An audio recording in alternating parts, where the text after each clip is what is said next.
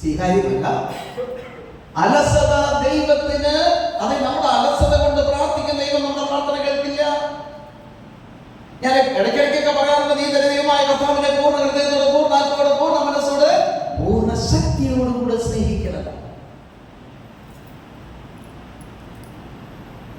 ചിന്തകളിൽ സംശയം വരുമ്പോൾ, ചിന്തകളിൽ ചാഞ്ചാട്ടം വരുമ്പോൾ അവിടെ ഇന്ന് റിസൾട്ട് നമുക്ക് പ്രതീക്ഷിക്കരുത്. നീ 100%ആണോ തമ്പുരാന്റെ മുമ്പിൽ നിൽക്കുന്നത്? നീ മെറ്റിൽ പുറത്ത് നീ മുട്ടിൽ നിന്നാലോ, നീ മുട്ടുകൊണ്ട് നീന്തിയാലോ, നീന്തുക അവിടെ നിഴഞ്ഞു വന്നാലോ, മുട്ടിൽ നടന്നു വന്നാലോ, നിന്റെ ആ സമർപ്പണം, അതായത് എന്റെ സമർപ്പണം, നമ്മുടെ സമർപ്പണത്തില് 100% നമ്മൾ സമർപ്പിക്കുന്ന ചാഞ്ചാട്ടമില്ലാത്ത മനസ്സാണ്. കാരണം എന്താണെന്നറിയാമോ? ബൈബിളില് ഉടനീളം, അതായത് മത്തായിയുടെ സുവിശേഷം, മർക്കോസിലെ, ലൂക്കായിലെ, ജെറമിയായിലെ എഴുതി വെച്ചിരിക്കുന്ന നീ നിന്റെ ദൈവമായ കർത്താവിനെ പൂർണ്ണ ഹൃദയത്തോടെ, പൂർണ്ണ ആത്മാവോടെ, പൂർണ്ണ മനസ്സോടെ, പൂർണ്ണ ശക്തി, പാവമില്ലാത്ത ശരീരം, വെറുപ്പുദ്ദേശമില്ലാത്ത ആത്മാവ്, ആഴമേറിയ വിശ്വാസം, പല വിചാരം കൂടാതുള്ള പ്രാർത്ഥന. ഇന്ന് നിങ്ങൾ തന്നെ നിങ്ങളുടെ ഹൃദയത്തോടൊന്ന് ചോദിച്ചാൽ ഇതിൽ എത്ര പേര് പാസ്സാവും? ഇന്ന് നമ്മളോട് ചോദിക്കുക എത്ര പേര് പാസ്സാവും? Hallelujah, hallelujah. അടുത്തതാണ്, അപ്പൊ ഈ തിടുക്കം നമുക്ക് കിട്ടണമെങ്കിൽ എന്ത് ചെയ്യണം? ഇവിടെ ദൈവം ഓരോ ജനതയുടെ, ക്രിസ്ത്യാനി, മുസ്ലിം, ഹിന്ദു ഒന്നുമില്ല മക്കളെ, സർവ്വരും ദൈവത്തിന്റെ മക്കളാണ്. എല്ലാവരും ദൈവത്തിന്റെ മക്കളാണ്. Hallelujah, hallelujah. ഇന്ന് ഞാൻ കണ്ടിട്ടുണ്ട്, ഞാൻ എപ്പോഴും പറയാറുണ്ട്, ഹൈന്ദവ മക്കള് ഇവിടെ വന്ന് ഗോളടിക്കുകയാണ്. ഒരു പ്രാവശ്യം കളിക്കാൻ ഇറ്റലിക്ക് വിസ കിട്ടുന്നത്. ഇറ്റലിക്ക് വിസ കിട്ടുന്നത് വലിയ കാര്യം. കർത്താവിനെ കിട്ടിയോ? അതാണ് വലിയ കാര്യം. ഹല്ലേലൂയ, യേശുവേ നന്ദി. സ്വരമേറ്റി പറഞ്ഞ ഹല്ലേലൂയ, സ്വരമേറ്റി പറഞ്ഞ ഹല്ലേലൂയ, ഹല്ലേലൂയ.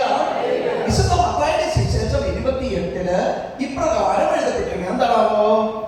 നീ പ്രേക്ഷിത ദൗത്യം, ലോകം മുഴുവൻ പോയി പിതാവിന്റെയും പുത്രന്റെയും പരിശുദ്ധാത്മാവിന്റെ നാമത്തിൽ നിങ്ങൾ പോയി എല്ലാവർക്കും ജ്ഞാനസ്നാനം കൊടുക്കാനാണ് പറയുന്നത്. സർവ്വയത്തിൽ പറഞ്ഞ ഹല്ലേലൂയ.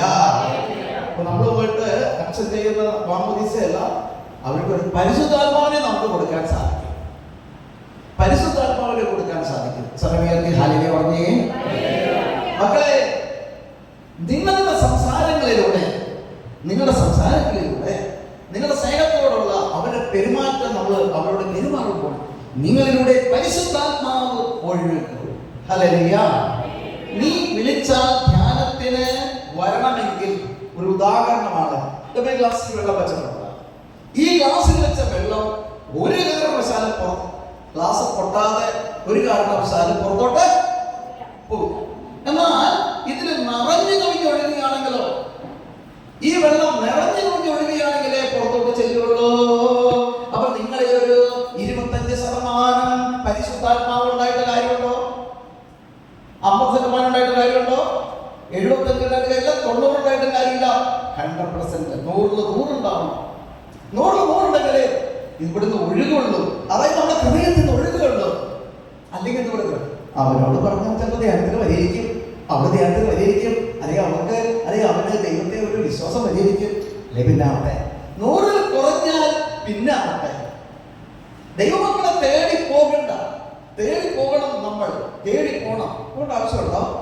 സീജാണ് എഴുന്നേറ്റ് സീജൻ നമ്മുടെ കർത്താവല്ല. നമ്മൾ ഓരോ ആളുകളെ തേടി പോകണമോ പോകണ്ടേ? പറഞ്ഞില്ല. നമ്മൾ ദൈവമക്കളെ നേടാൻ അവരുടെ അടുക്കലേക്ക് പോകണ്ടേ? ബിജു പോകണ്ടേ? പോകണം. നിങ്ങൾ എന്ത് പറയണം? പോകണ്ടേ? ഇതാണ് പറഞ്ഞത് അലസത. ഇതാണ് ഞാൻ പറഞ്ഞത് അലസത. എന്തുകൊണ്ടാണ് ഞാൻ അലസത എന്ന് പറയാൻ കാരണം എന്താ? പറഞ്ഞോ? നിങ്ങളുടെ പോകണം എനിക്ക് വേണ്ടി പറയണ പോലെ ആയിപ്പോയത്. നിങ്ങൾ ദൈവ മക്കളിടത്തിലേക്ക് തിടക്കത്തിൽ പോകണമോ? പോണോ? അന്നൊന്ന് പറഞ്ഞേ, ഞങ്ങൾ തിടക്കത്തിൽ പോണം എന്നൊന്ന് ഉറക്കനെ പറഞ്ഞ് കേൾക്കട്ടെ.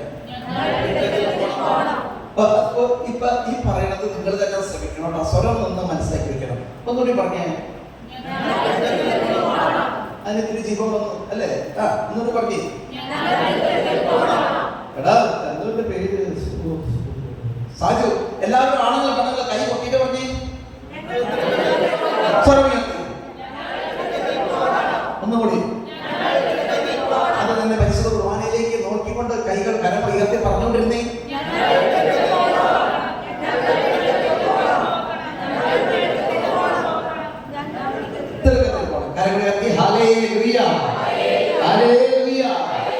ഞങ്ങൾ തികച്ചത്തിൽ പോണം.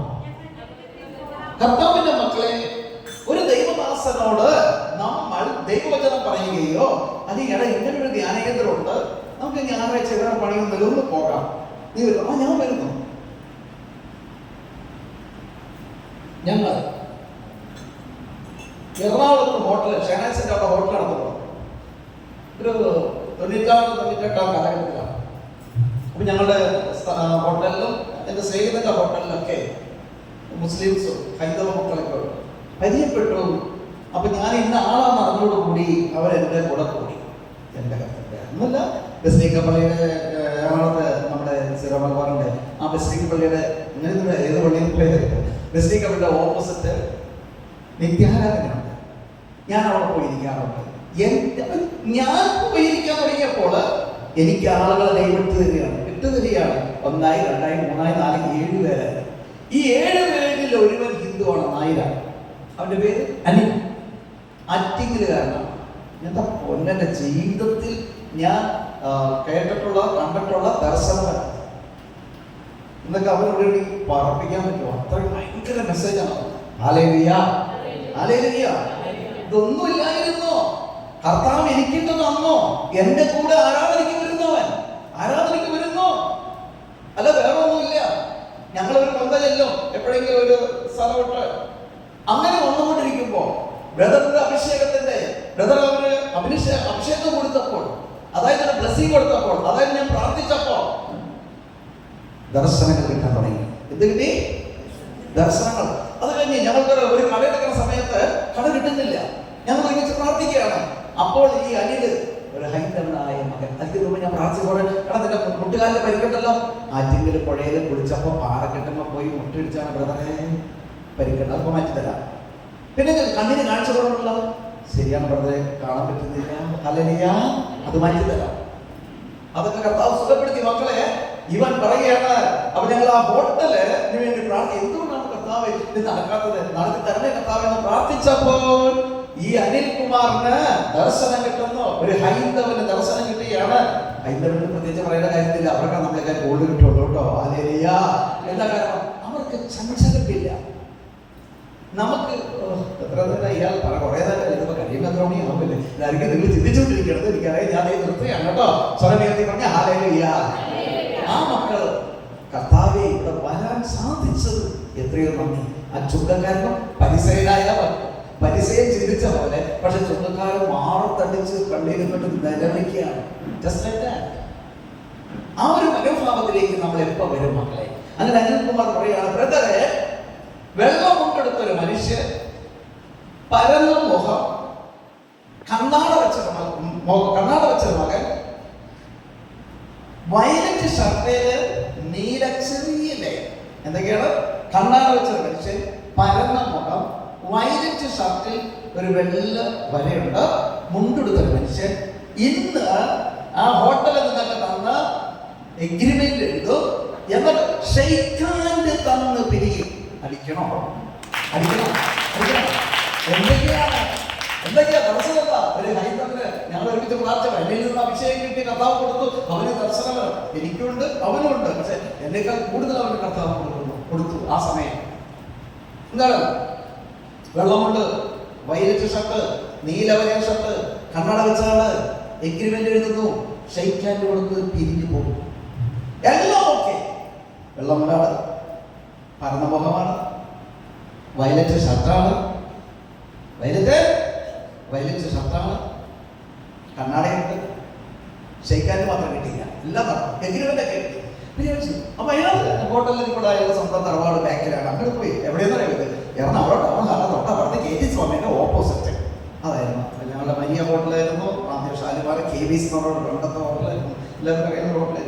ഇപ്പൊ നമ്മുടെ ദാസേട്ടന് ഞങ്ങളുടെ ദാസേട്ടന്റെ ഭാര്യ അവരായിട്ട് ബന്ധമാണ് പറഞ്ഞ നോർത്തിൽ. പിന്നെ നമ്മുടെ ഇവിടെ തൃപ്പൂണിത്തുറ ജോണിച്ചേട്ടൻ വരാറുണ്ട്, അയാളുടെ എന്തോ ബന്ധങ്ങളുണ്ട്. അപ്പോ സ്നേഹമുള്ള ദൈവമക്കളെ, ക്ഷയിക്കാണ്ടിരുന്നില്ലല്ലോ. അപ്പോഴും ഈ മനുഷ്യൻ വീട്ടിൽ നിന്ന് ചെരുപ്പ് കിട്ടും അടപെടാതെ ഓടി വന്നിട്ട്, അപ്പൊ എന്റെ അനിയനാണ് നടുക്ക് ഇവിടെ വരുന്ന ഇതിനകത്തായുള്ള സെബാസ്റ്റ്യനാണ് കൂടുതൽ നിയന്ത്രിക്കുന്നത്, കാര്യങ്ങൾ സംസാരിക്കാനൊക്കെ മിടുക്കനാണ്. ഓടി വന്ന് പരപ്പെടാത്ത കൈ കൊണ്ട് ഓടി വന്നു. അല്ല കേട്ടായിരുന്ന അപ്പൊ സംഭ്രാന്തി വെളിപ്പെടുത്തല്. അപ്പൊ അദ്ദേഹം അത് കൊടുക്കാൻ മറന്നുപോയി. ചെയ്യിക്കാനോ ഞാനാണെങ്കിൽ അനിൽകുമാറോ പറഞ്ഞേക്കുന്ന ദർശനമാണ്. എന്താ ദർശനം? അതായത് ബ്രദറെ, ഒരു പരന്ന മൊഹമുള്ള മനുഷ്യൻ, കണ്ണാട വെച്ചൊരു മനുഷ്യൻ, വയലറ്റ് ഷർട്ടിട്ട ഒരു മനുഷ്യൻ, ആ വയലറ്റ് ഷർട്ടിന് ഒരു ചെറിയ വെള്ള ലൈനുണ്ട്, മുണ്ടാണ് കൊടുത്തിരിക്കുന്നത്. എഗ്രിമെന്റ് എഴുതി നിങ്ങളോട് ഷെയ്ക്കാൻ തന്ന് പിരിയും. എല്ലാം ഓക്കെ, പക്ഷെ ഷെയ്ക്കാനില്ല. അപ്പൊ ഞാൻ ഷെയ്ക്കാനില്ല, എല്ലാം ഓക്കെ ഉള്ളോ? ഷെയ്ക്കാണ്ട് കിട്ടിയില്ല. മെസ്സേജ് പറഞ്ഞേക്കല്ലേ. ചിലര് പറയുന്നേ ഇവിടെ ചുറ്റുപെരയിൽ അവിടെ ഒരു ഡാർവിനുണ്ട്, കലാപരൂപതയിലുള്ള വേദപാഠം പഠിപ്പിക്കുന്ന, ചുറ്റുപള്ളിയിൽ വേദപാഠം പഠിപ്പിക്കുന്ന മനുഷ്യനാണ്. അവരോട് ഞാൻ പറഞ്ഞു, നിനക്ക് ഇരട്ടക്കൊച്ചിനെ കിട്ടുന്നത്. എത്ര കൊച്ചിനെ കിട്ടുന്നത്? ഇരട്ടക്കൊച്ചിനെ കിട്ടാൻ പോകുന്നത്. കുപ്പിയിൽ കാണിച്ചു കൊടുത്തു. ധ്യാനത്തിൽ വന്നപ്പോൾ കുപ്പിയിൽ കാണിച്ചു കൊടുത്തു കുഞ്ഞുങ്ങളെ. അവൻ അത് കണ്ട് എനിക്ക് കുഞ്ഞിനെ തരുന്ന കൊണ്ട് അവൻ ഭയങ്കര ആഹ്ലാദിച്ചു പോയിരിക്കും. ഒരു മാസം കഴിഞ്ഞപ്പോഴേക്കും ഭാര്യ ഗർഭിണിയായി. അടിക്കട മക്കളെ കൈ. ഒരു മാസം കഴിഞ്ഞ് നിങ്ങൾക്കിടെ മക്കളില്ലാത്ത കുടുംബങ്ങളുണ്ടോ? ഇങ്ങോട്ട് കൊണ്ടുവരെ ദൈവം തരും. ഞാനല്ല, ദൈവം തരും. എന്റെ മക്കളെ ഗർഭിണിയായി കഴിഞ്ഞപ്പോ നോർത്തിൽ പോയിട്ട് സ്കാൻ ചെയ്തു. സ്കാൻ ചെയ്തപ്പോ ഗർഭിണിയാണ്, പക്ഷെ കൊച്ച് ഒന്നുള്ളൂ. ഇയാള് ഭയങ്കര സാധനം സമ്മതിക്കില്ല. അല്ലേ? ഒരു കൊച്ചോ 2 കൊച്ചിനെ കിട്ടുമെന്നാ പറഞ്ഞിരിക്കുന്നത്. എന്തൊരു ഇതാണെന്നറിയാമോ? നല്ലൊരു അവതാരകനാണ്. വചനം പറയുകയാണെങ്കിലും എല്ലാം നല്ല രീതിയിൽ പ്രഘോഷിക്കുന്നവനാണ്. നല്ലൊരു രണ്ടെണ്ണം പറയുന്നത്. എനിക്ക് ഒരെണ്ണം എവിടെ പോയി? ഒരു കൊച്ച എവിടെ പോയത്? കിട്ടിയതുള്ളതല്ല, അത് ദൈവം തന്നതാണ്. വീണ്ടും സ്കാൻ ചെയ്ത് ഒന്നേ ഉള്ളൂ. നീ ഒരു കാര്യം ചെയ്യും, നമുക്ക് അടുത്ത മാസം നോക്കാം. 1-2 മാസം കഴിഞ്ഞ് എടുത്തപ്പോൾ സ്കാൻ ചെയ്തപ്പോൾ അവന്റെ ഭാര്യ ഗർഭത്തില് 2 കുഞ്ഞുങ്ങൾ. അവർക്ക് വിശ്വാസം കാണിച്ചു കൊടുക്കുകയോ ഇന്ന് വരേണ്ടതാണല്ലോ. ഇന്ന് എന്റെ കുട്ടിയൊക്കെ വന്നിട്ടുണ്ടോ? ഞാറക്കല് വരില്ല. കാര്യം കഴിഞ്ഞ് പിന്നെ എങ്ങനെ വരാനാ? ഒരു എസ്ഐയുടെ ഭാര്യയ്ക്ക് മക്കളില്ല. വർഷങ്ങളോട്ട് വയസ്സായിട്ട് മക്കളില്ല. റിട്ടയർഡ് ആയോ എനിക്ക് തോന്നുന്നു. അത്ര ആയോ? അത്ര അതിന്റെ നമുക്കറിയാമോ? ചേച്ചിയുടെ അറിയാം അല്ലേ? അനിയത്തിനെ അറിയില്ലേ? അപ്പൊ റിട്ടയർഡ് ആകാൻ പറയുന്നുണ്ടോ? റിട്ടയർഡ് ആയിട്ടില്ല. ഞാൻ എസ്ഐനെ കണ്ടിട്ടില്ല. കാരണം ഏത് മുക്തസി ഏതാണെന്ന് പറയാൻ പറ്റില്ല. അതുകൊണ്ടാണ് പറഞ്ഞത്. അപ്പൊ സ്നേഹമുള്ള ദൈവമക്കളെ, ആ സഹോദരി എന്നെ വിളിക്കാറ്. ഞാൻ പ്രാർത്ഥിക്കാം, കൊച്ചിനെ കിട്ടും. കുപ്പിയിൽ കാണിച്ചു കൊടുത്തു, കൊച്ചിനെ കിട്ടുമെന്ന്. ഇപ്പൊ എന്തായി? അവളുടെ അനിയത്തി പ്രസവിച്ചു. ബ്രദർ പറഞ്ഞതുപോലെ കൊച്ചിനെ കിട്ടി. ആ സാക്ഷ്യം പറയാനായിട്ട് ഇന്നലെ ഇവിടെ വിളിച്ചു. എടി നീ എങ്ങനെ പോണേ? അന്നേല്ലേ അവര് വേണമെങ്കിൽ വന്നോട്ടെ എന്ന് വിചാരിച്ചത് അവൾ ഇവിടെ പോകുന്നു. അല്ലേ? കാറിനാണ്. അപ്പൊ അവള് വിചാരിച്ച കാറിനാണ് വന്നെങ്കിൽ പോരാന്ന് വിചാരിച്ചു അല്ലേ? അതെ. അപ്പൊ ഞാൻ ബസ്സിലാ പോണേ. ബസ്സിലെ എന്നോട് ചോദിച്ചാ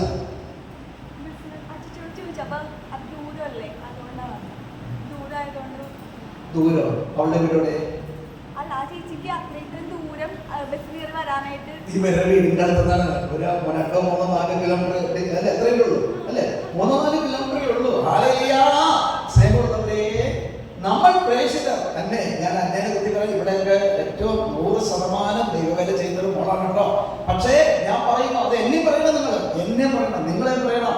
അതായത് തളർവാദ രോഗിയെ സുഖപ്പെടുത്താൻ യേശു നിൽക്കുന്ന ഭവനത്തിൽ അവർ ഓട് പൊളിച്ച് കയർ കൊണ്ട് കെട്ടിയിറക്കി. എന്താണ്? ആ രോഗിയുടെ വിശ്വാസം കൊണ്ടല്ല, നിന്റെ കിടക്കെട്ട് നടന്നാണ് പറഞ്ഞത്.